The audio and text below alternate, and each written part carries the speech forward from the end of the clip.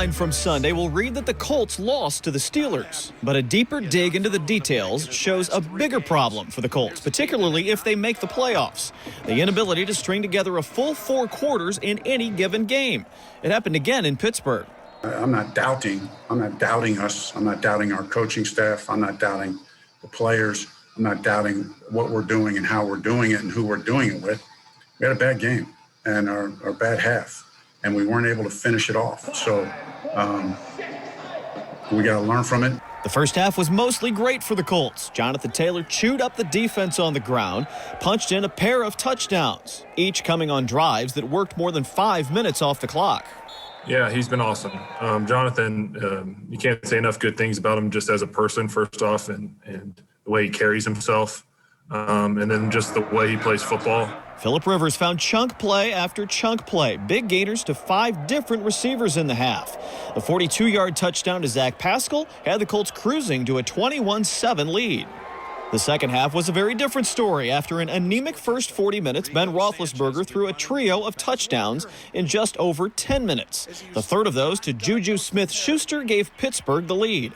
Striving for perfection is definitely something that we try and do, and from every aspect. And, you know, being able to put a team like that away after the first half is definitely something that we needed to do, because any spark and any life that you give them gives them the opportunity to come back and see and do what they've done. Of course, you know, he's going to throw the ball down the field. I mean, down by 17, I mean, you know, he's going to throw the ball down the field. I don't know exactly, you know, what went wrong.